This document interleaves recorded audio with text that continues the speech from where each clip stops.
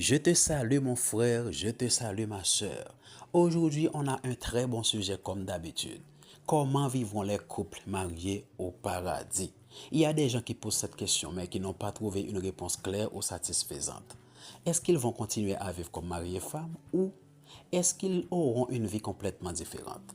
Aujourd'hui, je t'apporte des éléments de réponse tirés de la Bible.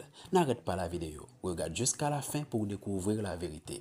Mais avant, je te dis bienvenue sur la chaîne Jésus est seul Seigneur. Si tu aimes prier, si tu veux découvrir les paroles merveilleuses de la Bible et tu veux participer à faire ce travail avec nous, alors clique sur j'aime, partage la vidéo avec d'autres personnes. Si tu n'es pas encore abonné, abonne-toi à la chaîne et active la cloche de notification pour ne pas rater aucune vidéo. Que deviendront les couples mariés au paradis? Si tu es marié, cette question peut te concerner directement. Même si tu n'es pas encore marié, tu dois aussi connaître la réponse. Si tu as perdu ton mari ou ta femme, cette question peut réveiller une question encore plus profonde. Est-ce que notre relation continuera dans la présence de Dieu? La Bible nous donne une réponse étonnante. Un jour, des Sadducéens sont venus voir Jésus. Les Sadducéens ne croyaient pas à la résurrection. Ils lui ont donc présenté une situation compliquée dans Matthieu 22, versets 23 à 29, concernant une femme qui avait eu plusieurs maris. Ils demandent à Jésus, en quelque sorte, à la résurrection, de qui sera-t-elle l'épouse? Et Jésus répond dans Matthieu 22, verset 30. À la résurrection, les hommes ne prendront point de femmes, ni les femmes de mari, mais ils seront comme les anges de Dieu dans le ciel.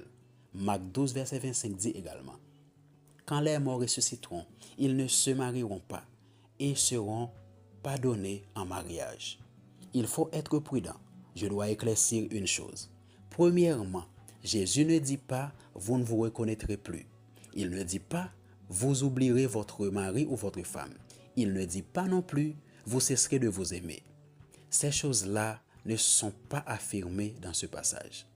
Ce que Jésus dit clairement, c'est que le mariage tel que nous le connaissons dans cette vie ne continuera pas dans la résurrection. Et pourquoi? Parce que la condition de vie sera complètement différente. Aujourd'hui, le mariage est lié à notre vie terrestre. Il y a la famille, la naissance des enfants, la transmission de la vie. Il y a aussi la mort. Mais Jésus dit qu'à la résurrection, les hommes ne mourront plus. La mort ne fera plus partie de notre existence. Alors, quelque chose change complètement. Nous ne serons plus dans la même condition que maintenant. La vie avec Dieu est plus grande que ce que nous connaissons actuellement. Alors, peut-être que tu te demandes, mais si mon mariage ne continue